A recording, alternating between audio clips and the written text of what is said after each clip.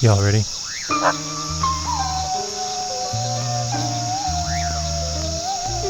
Welcome in to the fifth dimension.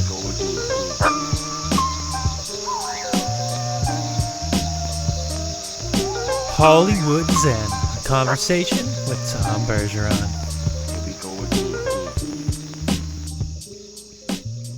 And I want to welcome everybody in to the Fifth Dimension podcast, where we are expanding our levels of consciousness, quite simply trying to live a better life, make ourselves living in this little bit of a stressful world, make it a little bit of a better place. Now, I have a very special guest joining me on the podcast. A lot of you may recognize him from his television gigs of Dancing with the Stars, America's Funniest Home Videos, Hollywood Squares, if you're going back a little bit. But I want to welcome in Tom Bergeron to the podcast. Tom, thank you for coming on. Well, Evan, my pleasure. And we can go back even further to WHEB FM in Portsmouth, New Hampshire, where in the early 80s I worked with your dad.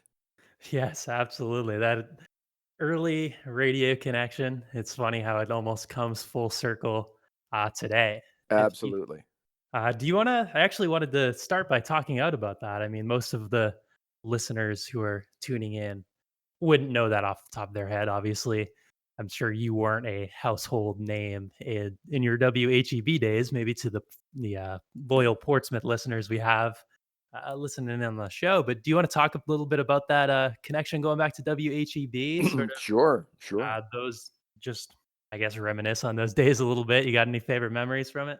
Well, the key memory is that my time there was the first time that I really, even though I had worked in radio previously in my hometown when I was just getting out of high school and in high school, it wasn't until I got to Portsmouth and HEB that I really embraced broadcasting as a career. And that was a station where, for a number of reasons, they gave me a lot of rope. They pretty much let me run with whatever creatively I wanted to try on the show I did, which was 7 to midnight. And then your dad, Bill McDermott, was on from midnight to 6, and the two of us just hit it off. So it was not uncommon for Bill to show up in the last hour of my show and for me to hang out in the first hour of his. Mhm. And it was just I mean, we played music, but I'd have guests come in and perform live. I'd call all over the world if I thought there was a crazy story that bore some investigation. One notable, to show you how highbrow it was, Evan, I had this woman in Australia, uh, Beverly Foreman. I remember her name. She Mhm. did down under updates. I would call her in Sydney, Australia, or Melbourne, actually, and do things like I said to her at one point, you know that south of the equator, when you flush your toilet, the water goes counterclockwise. And she said, I don't know if that's true. She brought the phone over to the toilet and flushed it. She went, you're right. So that was sort of the cultural level of the show, and your dad's. We shared that. Oh, that's beautiful. Yeah, he used to recount a bunch of stories like that. Now I always just hear like just sounded like pure shenanigans and just amazing. Uh, the kind of stories he would tell. I actually have a whole bunch of cassette tapes from his radio days, Uh huh. and there's a few of them dated back to the HEB and the time period that you guys worked together. So, I mean, I haven't like dug through all of them just because it's like hours and hours of material, but I have so many of his cassettes that I would love to just kind of go back and listen to all of those and Oh, kind of sure. find those shows. One of my favorite memories of Bill was we did a couple of live broadcasts from Theater by the Sea as fundraisers for the theater. It's now called the Seacoast Repertory Company, but back then it was Theater by the Sea, and we did a takeoff on Saturday Night Live. And Mhm. in that broadcast, your dad wore a bunny outfit, head to toe. I think you sent me a picture, didn't you, of the little the Yeah, of the badge? pin, and he That's had right, the and on bunny the pin, ears. he had the bunny ears on the pin. Yeah, yeah, that's why. See, I think I've definitely heard that story before about Yeah, the yeah. full bunny costume. It's like Yes, full Easter bunny mode. yeah. He was fully committed, and probably should have been. Oh, I know if, he was still around today, he would always recount what a great time it was for him, so, Yeah. uh, it's great to have you on and sort of have it come full circle, and I Oh, know it thanks. would mean a lot to him, and it means a lot to me because I know that was a he kind of viewed it like when he would tell the stories, it's almost sort of like someone telling the stories of their glory days back in like, Mhm. back in Mhm. radio. So for him, that was I know, a very significant part of his life. So And I always remember him coming into the studio. He always had a six-pack of Tab and would oh, would go oh through my an gosh. entire six-pack of Tab during his shift.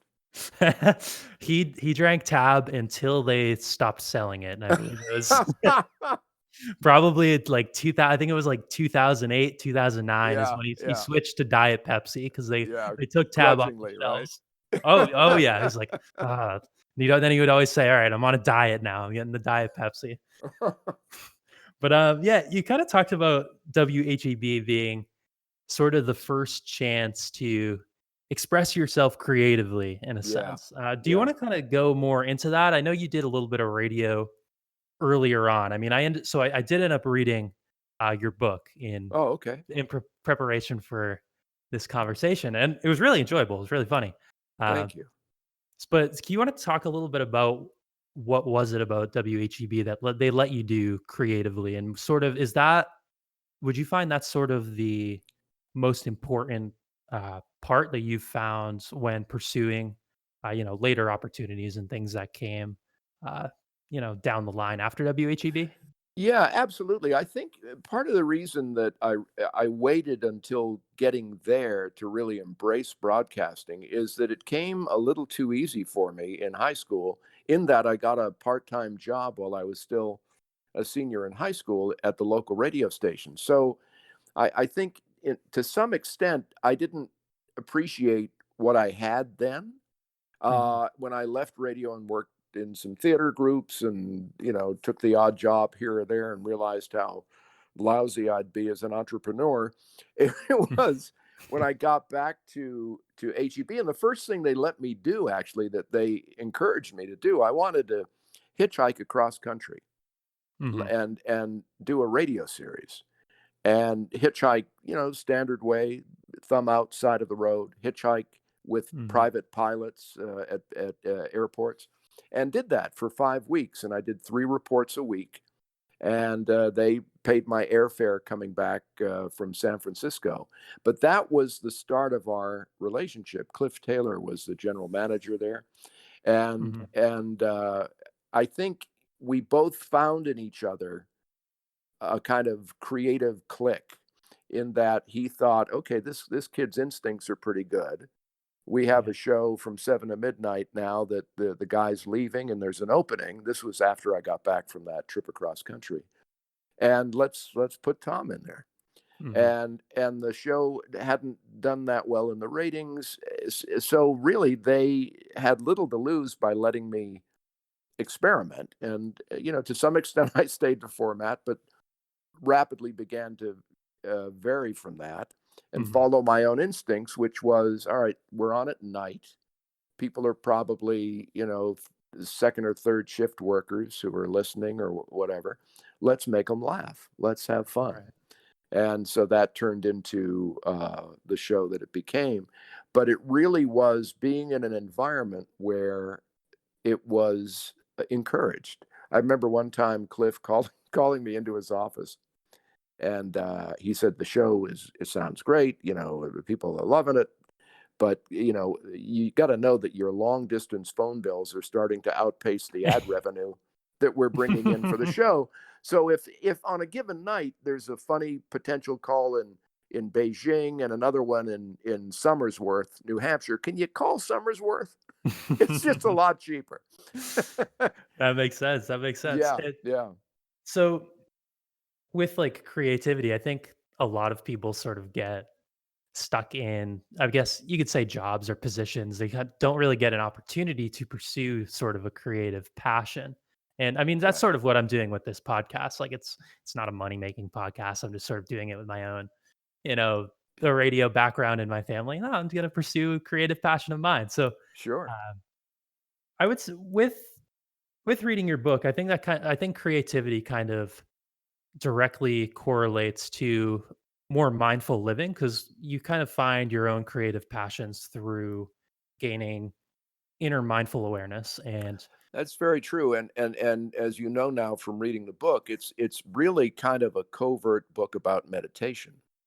Mhm. And I use the career anecdotes to kind of string you along, but as the subtext and the real thrust of the book, it's all about, as you say, mindfulness, being in the present moment of your life, Mhm. trying to realize the full potential of that to the best of your ability. And for me, meditating, as I've done, even going back to those days at HEB, has been an important component of that. Right. And I know you mentioned uh, meditating was something you sort of picked up almost out of necessity, right? And Yeah, what was it that it's one thing to sort of bring I found it's one thing to bring the awareness of maybe what it is something about yourself that you need to change, but it's another to go and actually sort of take that action. So what was the action that led you to start meditating? I know that when I was reading, I was kind of surprised to learn that you were, I guess, had you could say a hot fuse or a bit of a temper yeah, in a the very past, short but fuse. Yeah, to be honest, I think it's still there. I don't think you can meditate it completely away. But right. yeah, I had in my single days, there were a few apartments where I put up posters over the holes in the sheetrock that I had punched, Hmm. and things like that. But it was when I was dating the woman who became my wife and still is happily, that something was going on, that I punched the door of the car I was sitting in, the driver's side door, just out of frustration. And Lois said, "If we're going to have a future, that has to stop." Hmm. And even though I had sort of dabbled in meditation before, I took that very seriously and signed up for a TM course, Transcendental Meditation, which was all in vogue in the latter days of the Beatles, etc. And David Lynch is a big advocate of it out here in California as well. But in any case, I that became a regular part of my life, and it's helped. I mean, it really does uh, help me, and I think anybody who does it regularly assess more clearly incoming stressors and which ones deserve your attention and which ones you can let roll off your back. And in that judgment call, there's not as much room to lose your temper because you realize that the shit you've been losing your temper over is really kind of silly for the most Right. part, you know? Right. Exactly. And I mean, I've kind of had the similar journey as well. I guess I wouldn't say I had a short temper, if you will, but I kind of gained an awareness of my own actions through Yeah, meditation and sort yeah, of, okay, maybe these things that I'm doing, they're not, they're detrimental to my future if I'm going to, uh, achieve the goals of X, Y, and Z. sure, of course. So, what would you say, kind of with meditation, you sort of get this mindset shift, right? And I think ultimately, there's a lot of people who are sort of fed by external, looking for themselves and looking for answers in a more external from an external source as opposed to Yeah, maybe yeah. finding it, I mean, within themselves. I think just with the idea of just how much we live in everything is sort of consumer based, and not that consumerism is a bad thing altogether, but I All think things in moderation, right, right? all Yeah, things in yeah, moderation. Like, yeah, I yeah. think everything is so focused on the consumer and external, we kind of forget about looking internally. I mean, is that something being in I know you're, being in Hollywood, do you see that meditation is something that's prevalent in Hollywood at all? Or is this sort of Well, is it similar to the rest of the culture in a sense? Because I think yeah, it kind of I think California has a reputation of being at the vanguard of new age movements and things like that. But to your earlier point, it's also a petri dish of insecurity, especially Hollywood, and a lot of people, some of whom I've worked with over the years, look for that external validation. Whether that's with getting a prize of an Emmy or an Oscar or a Grammy, whatever, Mhm. or having a bunch of people, come up to you in a supermarket and ask, whatever. They look for that external validation, which I think ultimately is a fool's errand. It's wonderful that people will acknowledge the work you do if you're in the public eye, ear, nose, and throat. But if that's where you're going for complete proof that you have value, it's pretty. It's a bad way to go. Hmm. Because that kind of feedback is so ephemeral and doesn't have, I think, doesn't have the substance of really analyzing your own life, your internal life, and also finding that kind of validation in friends and family, which tend to they tend to stick around longer than the odd fan of a given show you're doing. Right. And would you say with say external validation, obviously it is nice to, I mean, in your case, you've won a few Emmys and, it's nice to receive sort of like recognition. Like Oh yeah, when yeah. people give me positive feedback on this podcast, for example, it's like, oh, this is kind of like a reassurance that, what the creativity that I'm showing, it's appreciated. But Right, I, right. I find myself kind of thinking about things egoically in a sense and, like, kind of catching the ego of, like, trying to envision potential outcomes down the line and sort of Mhm. it's very easy for me to just because it's something I've, almost my whole life I've done, view Sure. things from an ego perspective. I mean, oh, oh no. Tom Bergeron just cut out, ladies and gentlemen.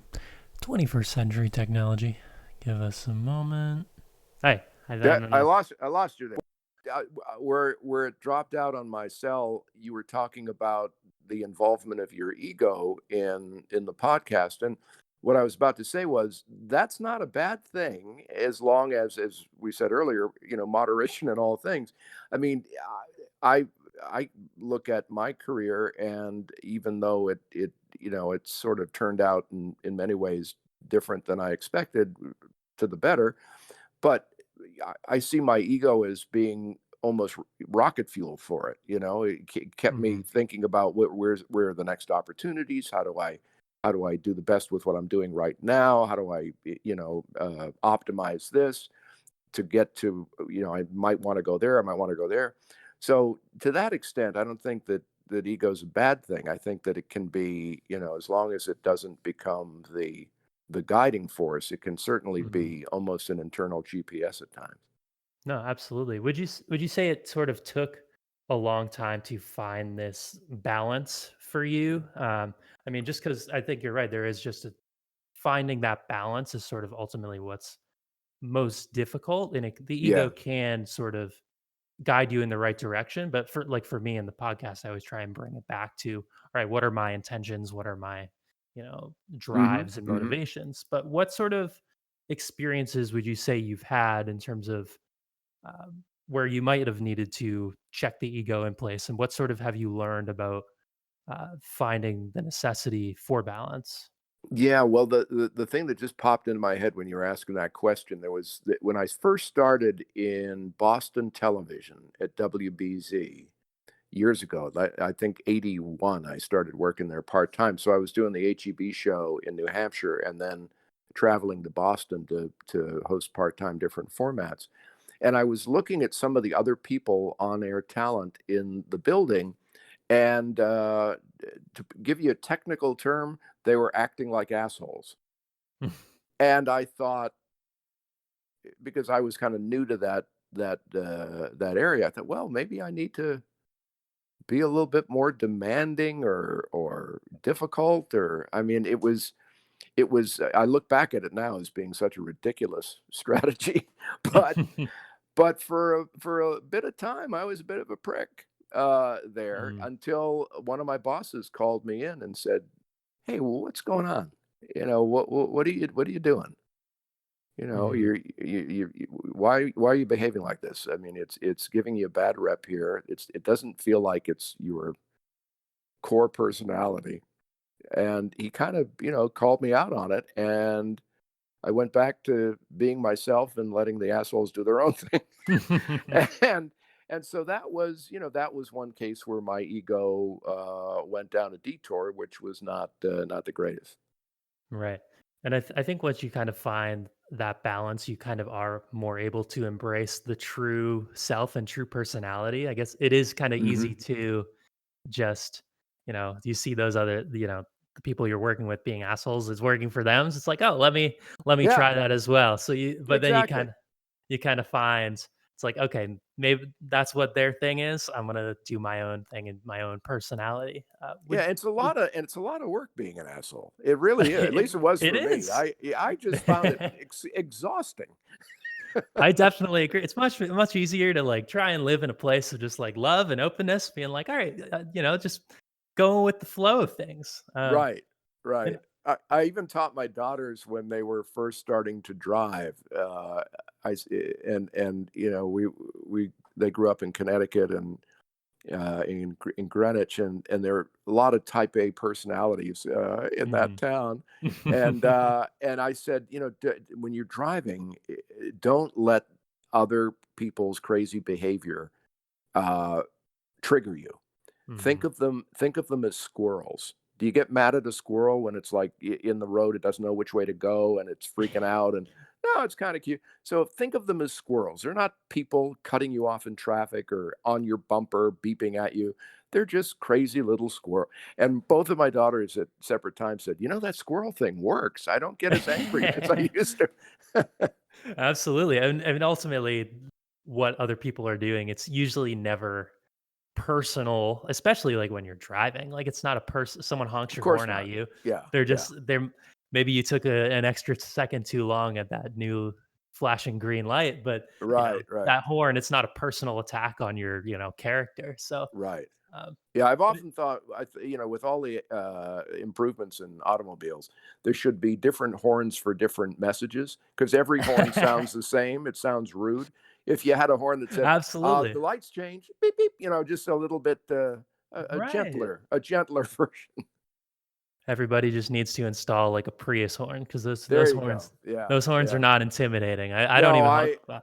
yeah, I drive a Prius, and one time I actually honked at a squirrel in the road, and he just kind of, I don't know if squirrels actually laugh, but I got the sense he was. It's like, you don't scare me. Yeah, Uh, exactly. kind of going back to that, like, I think it kind of ties into that flow state and not worrying so much about what others are doing and the opinions of others. I mean, you kind of talk a lot about in your book about in a flow state, and you mentioned Hmm. that specifically, like when you're hosting Dancing with the Stars, you love live television and you Yes. really embrace that as opposed to Mhm, mhm. many other people who who are just, terrified of public speaking, terrified of live takes. And I mean, something I'm trying to embrace as well. Like I kind of enjoy getting up and speaking in front of people just because it's sort of you going with the flow of things. Like down the Right, line, right, I can't justify doing this podcast live just because like I'd have like two or three listeners who actually tune in and then adds a whole nother level of pressure. But right, right. down the line, it could be a goal. But why do you sort of what is it about being in the flow and being, hosting live, for example? Why do you embrace that so much? Well, it's sort of like, that childhood wonder when you come down on Christmas morning and there's a bunch of wrapped presents, Mhm, and you don't know what's in them, but you're excited about what potentially could be there, and, mhm, looking forward to actually experiencing what's in there. So for me, there's a bit of a corollary with live television. Even though we have, like in the case of the dancing show, there's a format. We know that X amount of couples are going to do X amount of dances. Judges will comment on them, yada, yada. But within that format, there's the potential on live TV for any number of things to happen, some good, some bad, some in the middle. Um, some just improvisationally very funny, like on the finale that we just had a couple weeks ago. After a dance, one of our pros, Sasha, came up and he had thrown his jacket into the audience. So he was mhm. naked from the waist up and he was a little cold. So I took off my sport coat and gave it to him. And he went off to get scores and talk with Aaron along with his partner. And Bruno looked at me. We were off camera, but Bruno, who was in this sparkly blue jacket, not uncommon for Bruno, he looked at me and he pointed at his jacket, and I thought, "That's right." And so I took his jacket, and when the camera came back to me, I went into this long Bruno impersonation, and it was improv gold. I mean, it was just I live for moments like that, but I never would have expected that earlier in the day. There was no way to predict that was going to happen, Right. but I just trust when I take the stage that I'll be aware of possibilities. Hmm. I'll see the wrap presents, and I'll know which ones to rip apart. Right. To continue that analogy, but that's what I love. I love the not knowing and the trusting that whatever happens, I can roll with it because I've done the work of being focused and being here now and Hmm. not getting locked into what happened earlier in the day or what I'm planning to do later or regrets about one thing or expectations about another. I stay here now. Right. And And that's where the real gold happens, the real fun starts.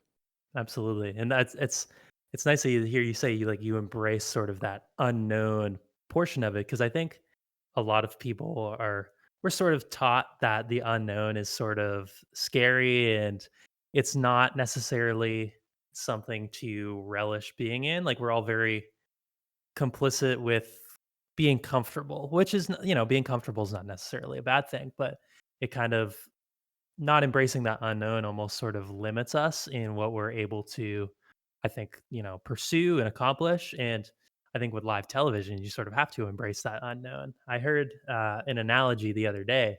I just started working part time at a yoga studio, so I'm getting all this great yogic advice. But I heard an analogy the other day, and he was talking about um, doesn't he doesn't live here so much about the half glass full, here so much about like half glass empty. He says he goes into each day just glass empty, nothing in it, and just sort of letting the world just fill it up and being aware of what's going on and being able to sort of react accordingly. So kind of eliminating expectations, if you will, is sort of Right, um, right. And the something. the interesting thing too, our lives are basically live television. I mean, when you think about it, Mhm. I mean, we're improvising constantly Oh yeah. within the construct of, all right, I got to go to bed and get up at a certain time and go to work and pick up the kids or go to class or go to my job, whatever. I mean, there are certain formats, if you will, and constructs of our lives, but all of us, whether we work in TV or not, we're improvising. Mhm. When you bring that baby home from the hospital when you're a new parent, let me tell you, that is one big effing improv. Yeah, you know what I mean? I mean, Lois took a video of me diapering our now 31-year-old daughter when she was a baby, when she had just been born, and we were just about to take her Mm. home for the first time from the hospital, and I am sweating bullets, because I don't want to fuck it up, Right, and that was pure improv, and right, that's what lives are like. We don't know how they're going to play out. Really, we don't know how long they're going to last. So we get up every day and we either delude ourselves that I got this, or we kind of embrace the aspects that are, variables that we'll never have control over. right. Absolutely. I think there is. I think that's a great way of putting it. I never necessarily thought about life as live television, but you're right. It is all just improv. I mean, when I was younger, I used to always think like, "Oh, adults like know everything." Like, Oh, yeah, yeah. and when I and it's. But now that I'm an adult and I'm like making my own decisions, it's like, oh, I'm just like figuring everything out along the way. Mhm. That's sort of Well, just. I gotta tell you, Evan, when I went from, local to regional and then to network television, I Mhm. thought, "Well, I'm going to network television where everybody knows what they're doing." Guess what? It's just more people trying to do Just their more best. people. Sometimes doing it well, sometimes doing it really badly, but it doesn't. There's no magical place. Even in Oz, it was just a guy behind a curtain. You know, you know. Right, Yeah, absolutely, yeah, yeah, and I think that's a good thing to point out too, like, a lot of people try and, like, control everything going around them, necessarily, right, but, we right. can't control the actions of what another person is going to do or, scenarios that are going to come up, so just trying to embrace the flow and embrace what life throws at you, even if it's, not good. Obviously, everybody has situations where life kind of sucks for, Yep, yep.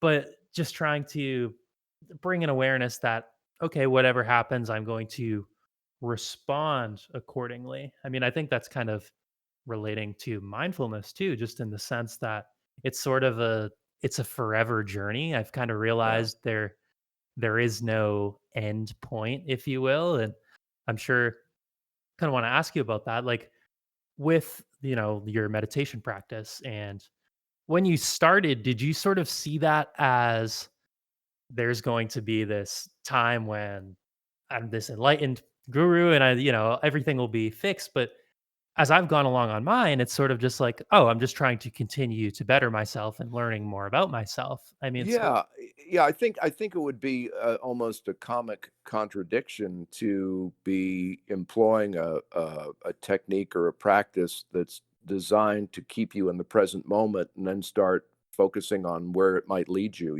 That mhm. oh, maybe I can levitate. I mean, I made a joke out of that on the book cover where we made it look like I'm levitating Mhm. uh, in a lotus position.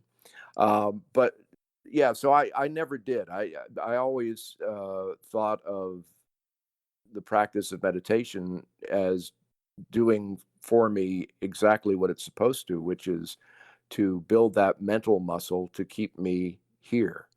To Mhm. keep me from letting my ego, kind of go crazy. Right. Yeah. And I think when I first got introduced to it, like it sort of just got like thrust on me. I took this like trip that I thought was going to be a vacation to Costa Rica, and it ended up changing my whole worldview and like deep self analysis. And a psychology class does that to you, I guess. But A good one. Yeah. yeah, exactly. But since I've begun practicing regularly, I have found out it is much more about being in that present moment Yeah. and sort Yeah. of Yeah. reconnecting, you know, myself with the world around me, but also sort of reconnecting the mind and the body. Right. I Right. want to ask you about the mind and the body. I mean, so what did you say? Like in terms of, I think emotions. Like we all have emotions. We all have situations we deal with. What sort of situations have you dealt with in that maybe you're taking care of the mind and you're taking care of, doing meditation, but do you ever find that you've had a mind body disconnect and sort of how does that manifest in your experience? Yeah, this wasn't a disconnect, but it's sort of the opposite. It just showed me how, at a time of real stress, uh, having built that mental muscle helped. My parents died within 4 months of each other a few Mhm. years ago, and from there, I was in charge of selling the house and getting it there, the house I grew up in, and all this stuff. So there was about a 6 month period that was potentially very, very disorienting.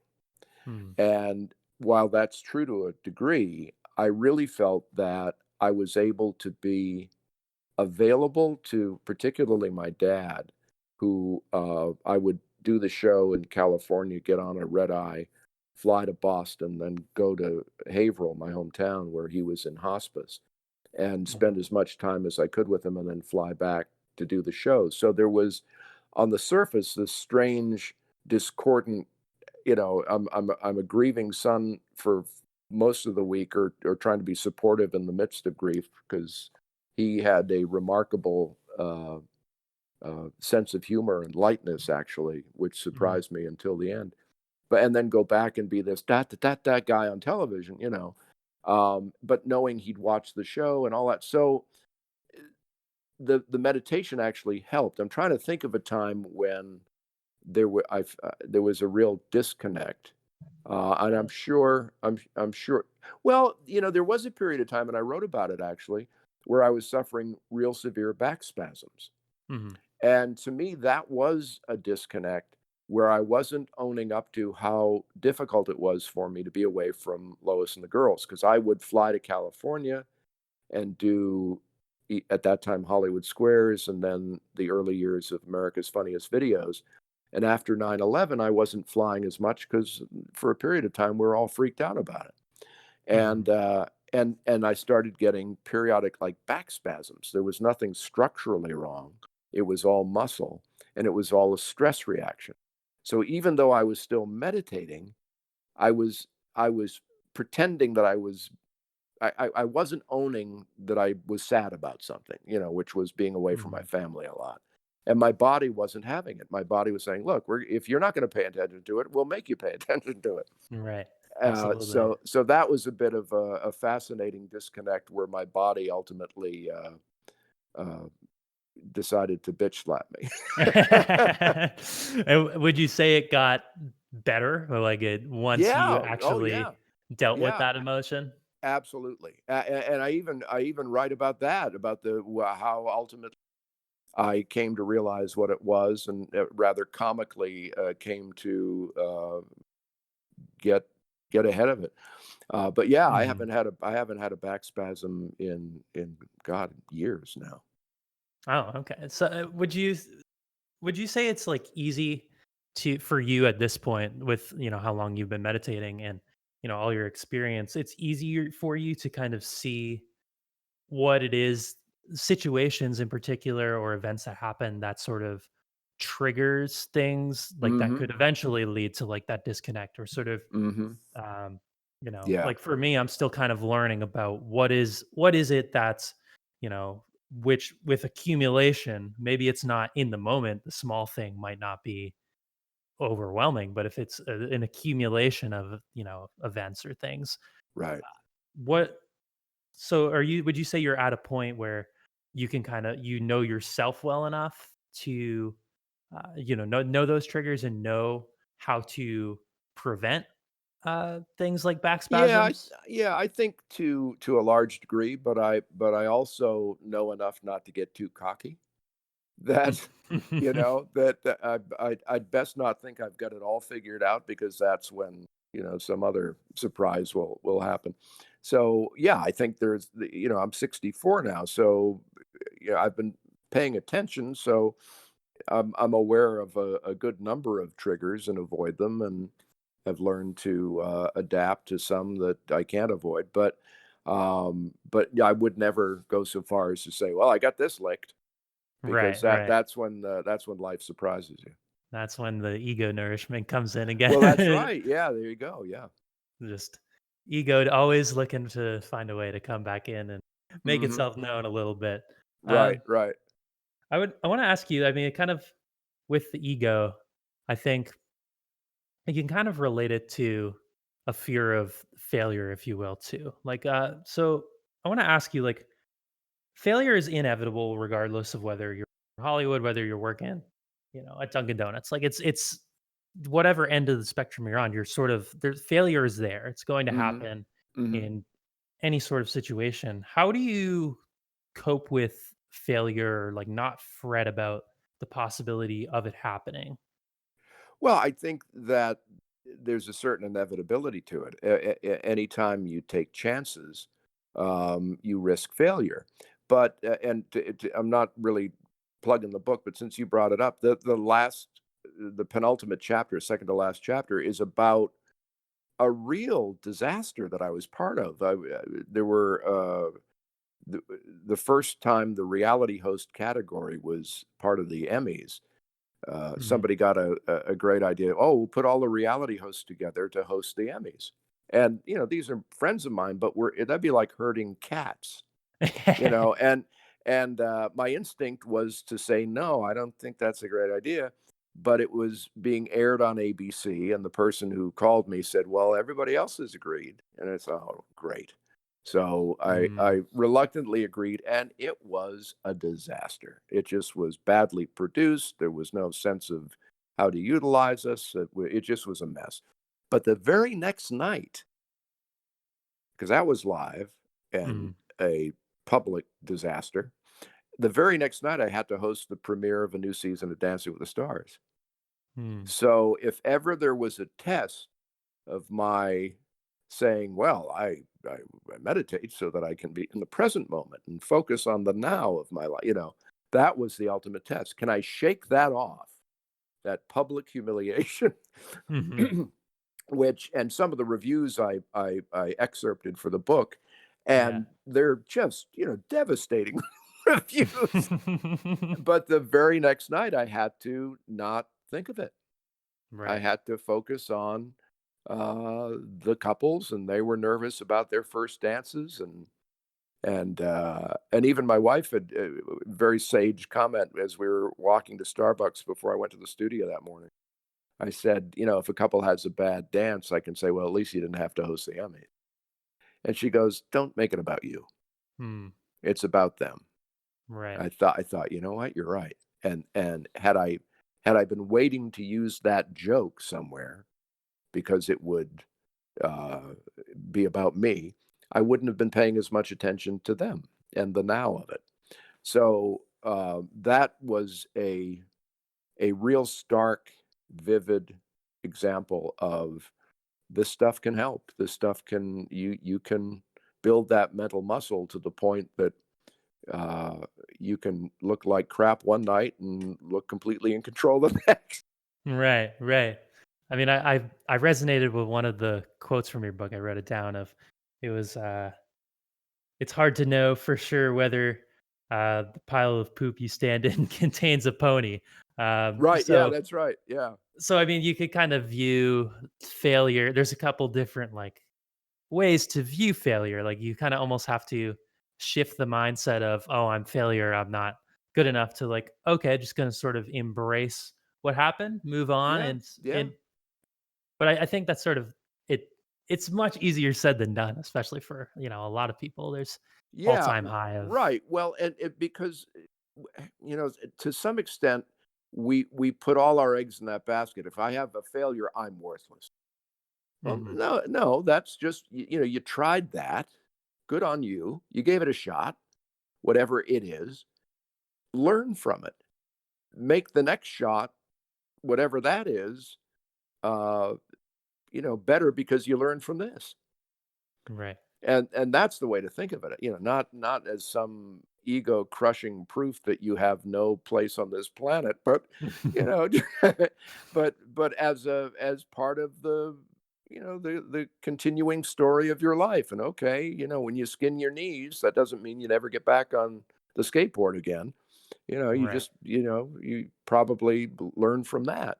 I mean, I hosted America's Funniest Videos for years, and people still get on trampolines. Some people never learn, but a lot of a lot of people do. So there you go. Right, absolutely. And would you say, when you're looking at failures and, what could be viewed as a potential setback, did you have to sort of learn that the hard way? I mean, I know you kind of in your book you talk a lot about all of the different shows that you were on and sort of all of the different times where maybe uh like I think I'm trying to remember what the name Fox and Friends, was that the name of the show? Oh no, God no! That's Well, no. the Fox News channel. This You know what I'm Fox talking. after yeah Fox After Breakfast, Yeah, Fox which After was Breakfast. yeah an ill-fated version of a cable show, which to date is still my favorite experience in television. Breakfast Time on FX, and the Mhm. network wanted to do a version of that on the main network, on the Fox network. And in the process of going from a 2-hour cable show to a 1-hour network show, everybody overthought it, myself included, and it turned out to be. Uh, I don't think I ever have drank more than during that period. Mm. I'm not a drink much of a drinker anyway, but I was then, and it was just to and that's where I I stopped meditating and everything. It was a horrible experience because it was birthed from the best experience I ever had, and it turned into sort of a nightmare version, sort of before Stranger Things and the Upside Down. This was the upside down of the cable show. Well, what was it about the show that ended up, being so different? I mean, I know going from FX to Fox and you sort of have to conform to some of their standards. Did they sort of, I mean, we could relate it back to the topic of creativity. Did they end up taking sort of the creativity out of it? And like at the time, were you knowingly going against your instincts and Yeah. knowingly Mhm. what and Mhm.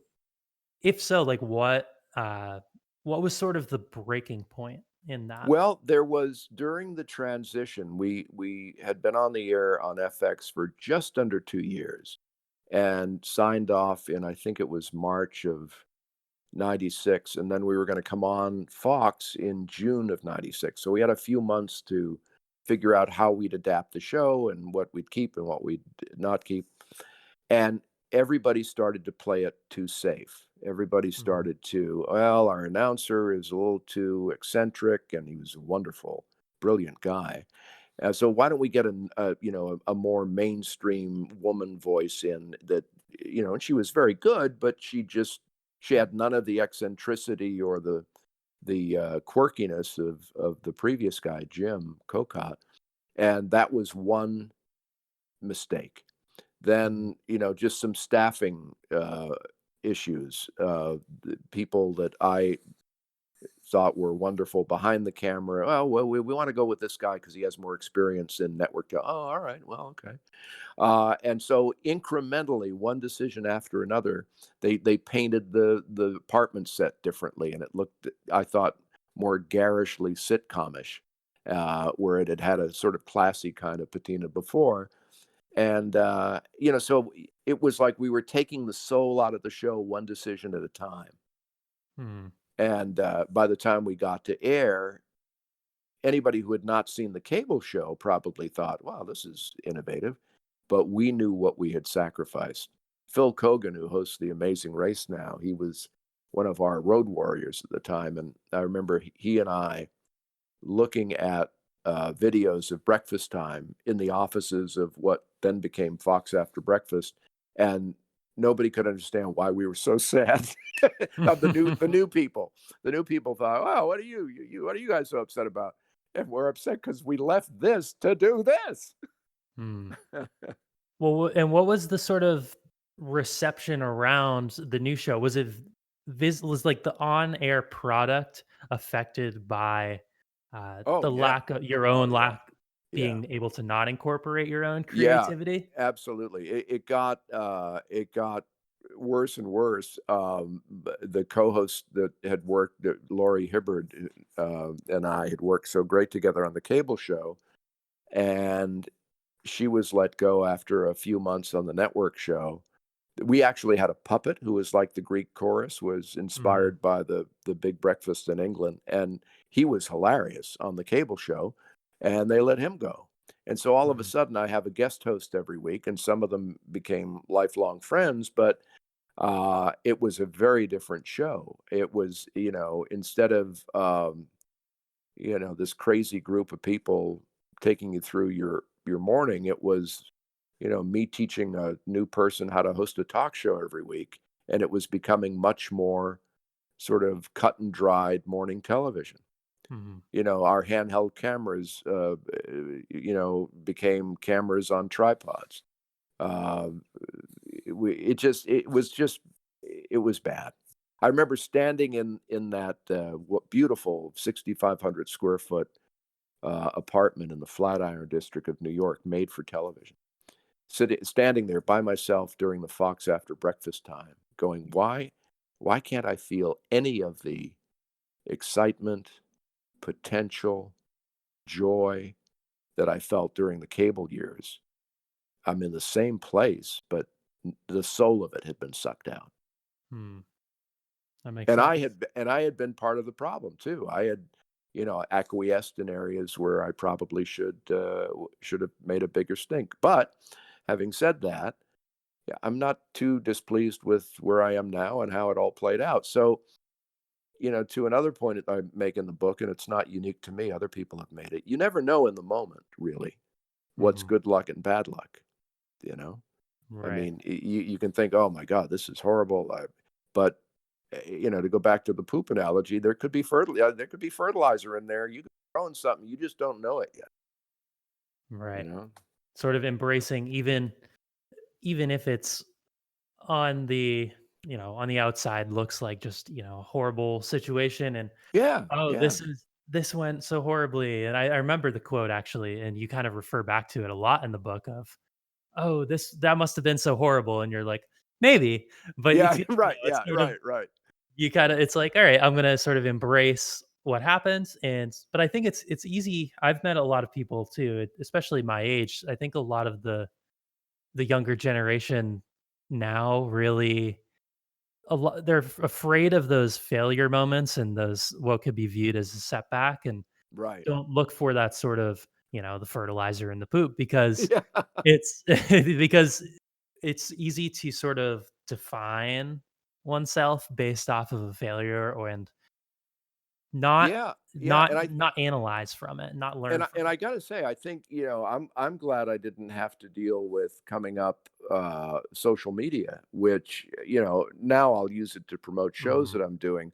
But if I felt like I needed Instagram, Snapchat, Facebook, Twitter to present this perfect life, whether it was real or just bullshit, um, that's a lot of pressure that kids have now, that, for cyberbullying and all that stuff.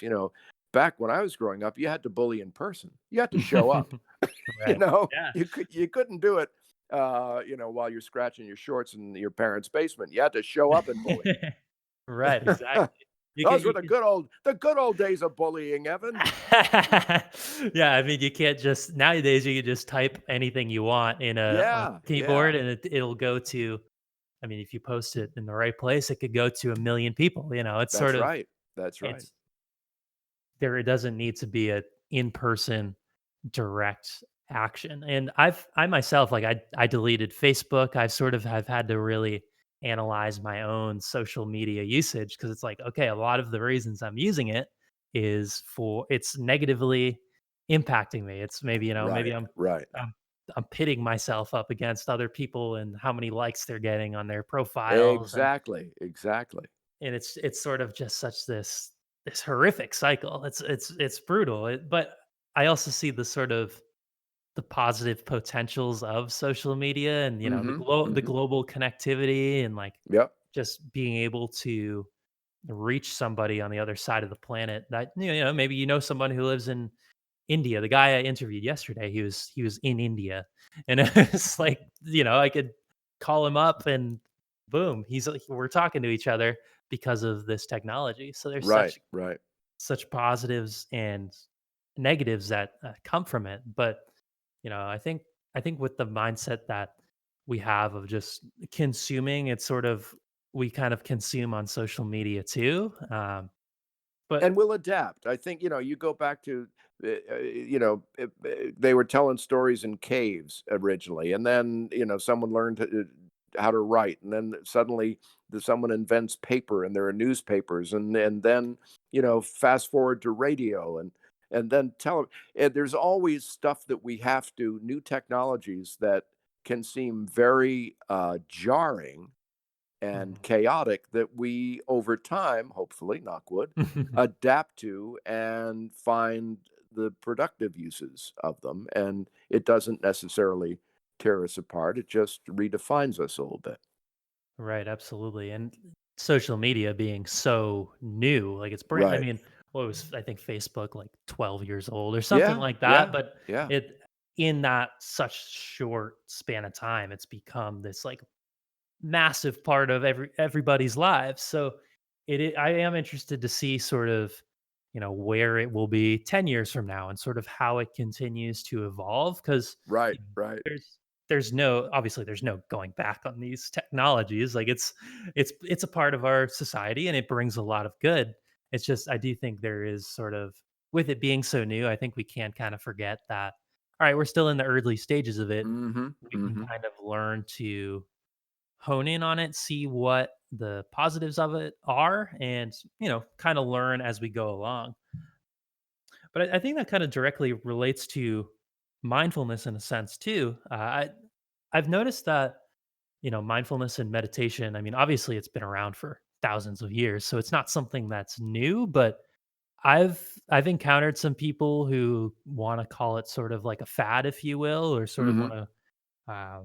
But I personally think it could be sort of a tool to sort of help shift the mindsets of people in the future. I think that there's sort of a embracing of it because we do live in a world that is very stressful and we do live in a world that there's a lot of people judgmental of one another and pitting against each other. So I mean, do you sort of see could you see meditation being used with with your personal experience, could it impact the like a societal mindset on a larger scale down the line? Like what is how could we sort of uh, embrace it more on a larger scale or share it with others? Well, I think that's happening to some degree. I think, you go back to God, when did Herbert Benson at Harvard come out with the relaxation response, which was Oh. basically TM, transcendental meditation, but he wrote it without all the sort of mystical elements of it, as a basic practice. Because meditation is meditation is meditation. Whether you're Mhm. using a mantra like I do, or your breath, or a spot on the wall, or a word that means something to you. It's all the same basic mental technique. Mhm. And I think a lot of areas, businesses and I think in substance uh, abuse rehab and such as that, you see a lot more usage of mindfulness and meditation and things of that nature. I know that back in the days of the Beatles, the Maharishi used to say if we get everybody to meditate, crime goes down in an area and all that. Mhm. I don't know if that's ever been proven or, to me, it's like, Difficult to study. yeah, yeah, exactly. So, you know, I think it, I think it's become more mainstream that the people who poo-poo it tend to be the people who've never tried it. Mhm. Um, because it's not, you can be of any religious faith or like me of no religious faith, and it's still the same practice. It doesn't contradict or challenge anything. Right, absolutely. It's just gaining that inner awareness and Yeah, being yeah. in the present moment.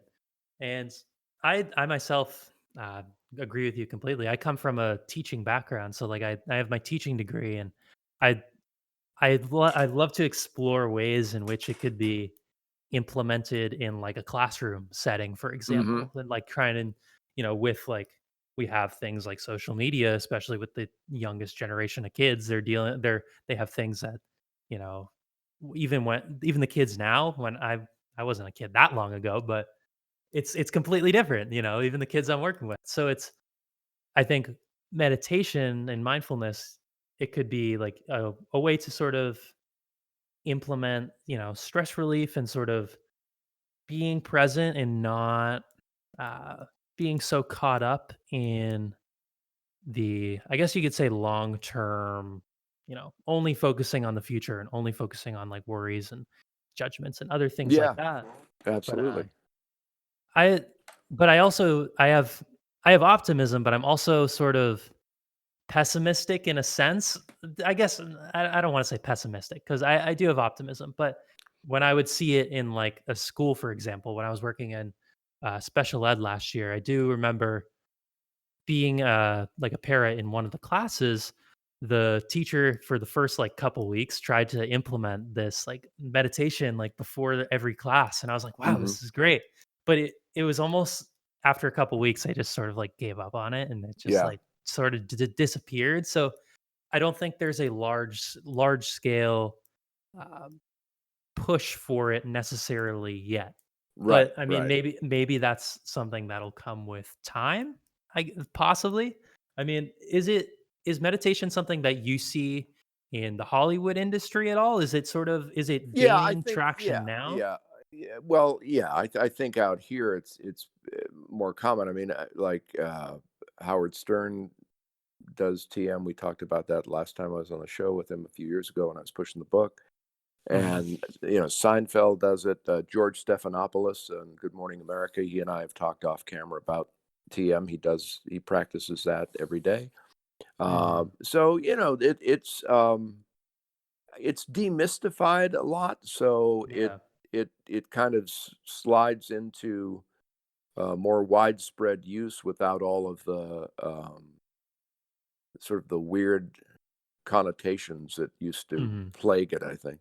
Yeah, I mean, there's conversations I have with people who are very hesitant, about meditation and mindfulness because there is sort of like it is in the realm of like you could view it in like spirituality and mysticism, and it's sort Right, of right. has that association. And I myself I don't view myself as a religious person necessarily. I have spiritual practices that I Mhm, follow, and mhm. I guess you could define me as spiritual, but I think and meditation, it definitely could just be used as sort of in by an everyday person, and it Yeah, doesn't matter about yeah. that background. It doesn't matter what situation they're coming from, and that's why I mean, with this podcast, I want to spread an awareness of mindfulness in general and meditation in general, sort of unstigmatize it, if you Mhm, will. mhm, mhm.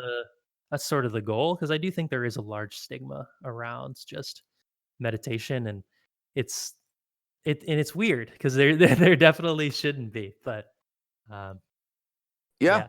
yeah, but, anytime you're doing something a little different than the mainstream, it's gonna take a while, say, like, my trainer is a vegan, and I've started to I'm not I don't see myself as going full vegan, but certainly more mindful, if you will, of what I'm eating and why and the repercussions of the choices I make.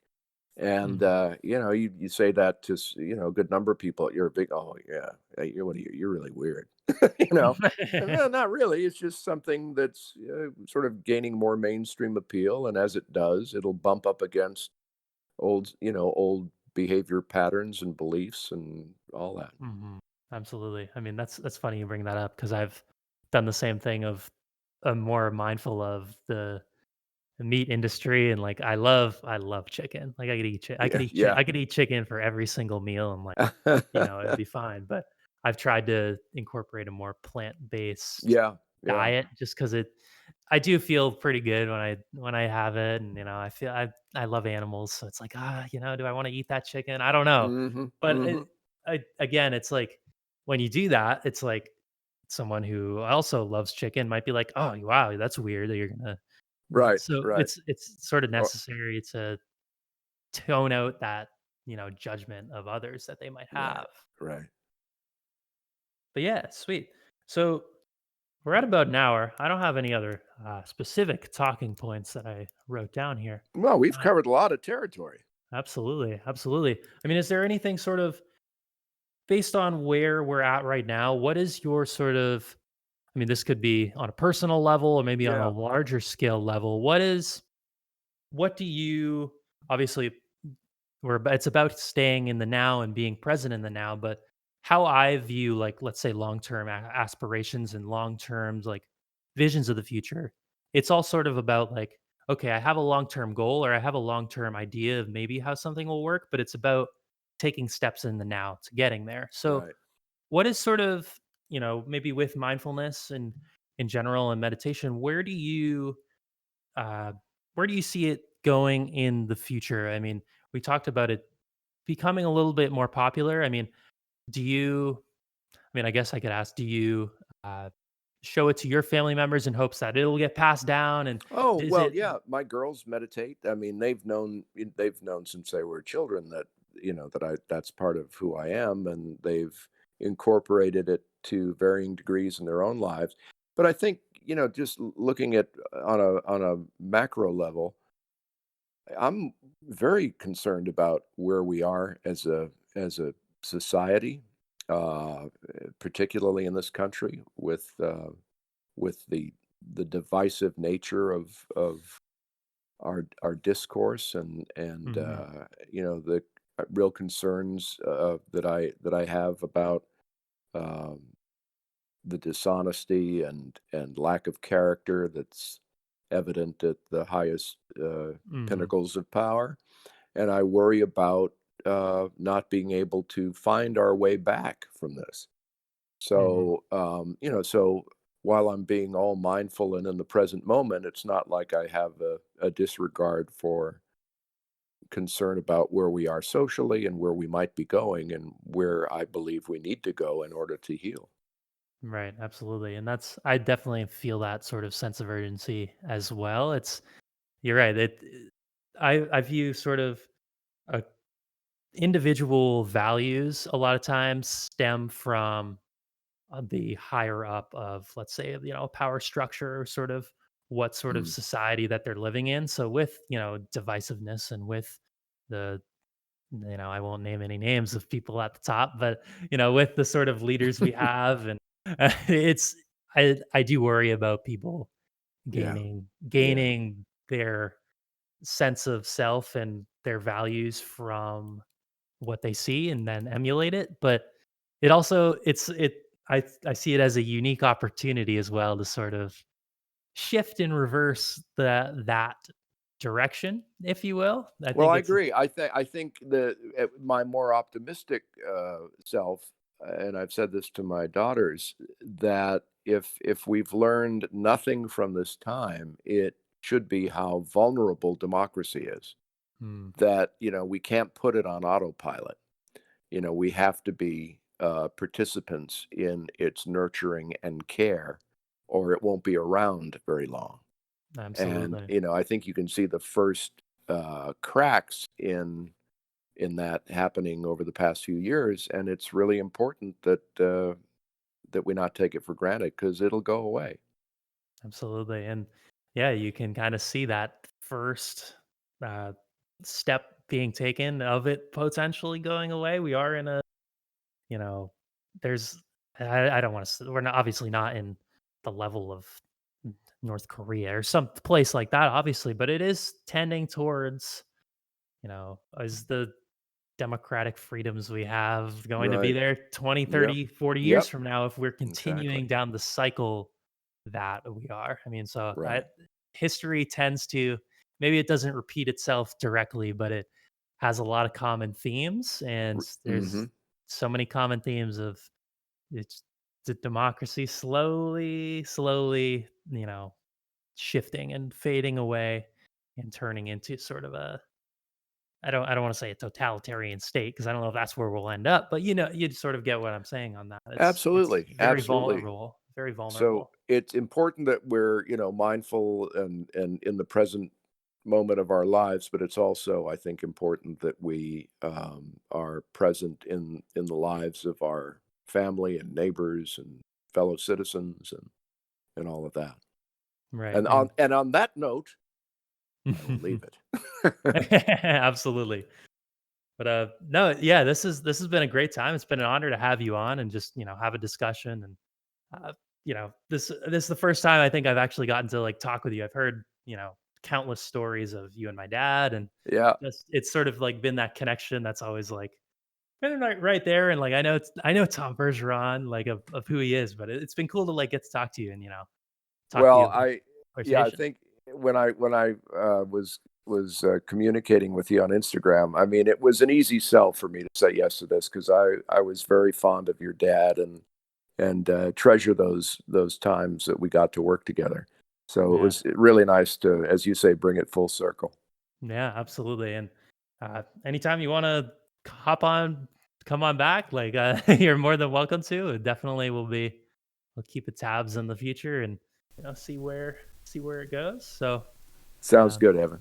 yeah, so that's about going to wrap up this show, ladies and gentlemen. Tom, thanks again one last time for coming on. My pleasure. And here's how you all can help the show. Please give us a rating, Apple Podcasts, Spotify, whatever your listening platform may be. Subscribe, give a rating. Ultimately, to create a better humanity, people need to hear the show. And through the algorithms of iTunes and the magical AIs of the world, however it may be sorted out, need your feedback. We have a Patreon, patreon.com/thefifthdimension. We also have Instagram. It's the most active social media platform. Although, I will say, I'm getting better at TikTok. So we're working on that one. But find us on Instagram at the Fifth Dimension Podcast, or at my personal, at Evan McDermott. Or you can find us on TikTok at the Fifth Dimension Podcast. We have 0 followers on there right now. Go follow us on TikTok. Follow us on TikTok. We need you. Spread these ideals to the youngest generation. With that, time to give thanks. Fifth Dimension Podcast is grateful for Tom Bergeron. How about Tom Bergeron coming on the Fifth Dimension? It's so cool that connection was established. So cool that he came on the show. Used to work with my dad back in the day, WHEB. Shout out to him. R.I.P. Father. No, he is proud of this one. Shout out to Ian McDermott taking the podcast photos. Shout out to Roundtree, August Tucker, making the beats. Shout out to Clark Silva, podcast photos. What am I talking about? Podcast logo. It's a beautiful logo. And with that, everybody, we're going to wrap this one up. We'll see you next time. Go check out our other episodes that we have available. We got some good ones. So long.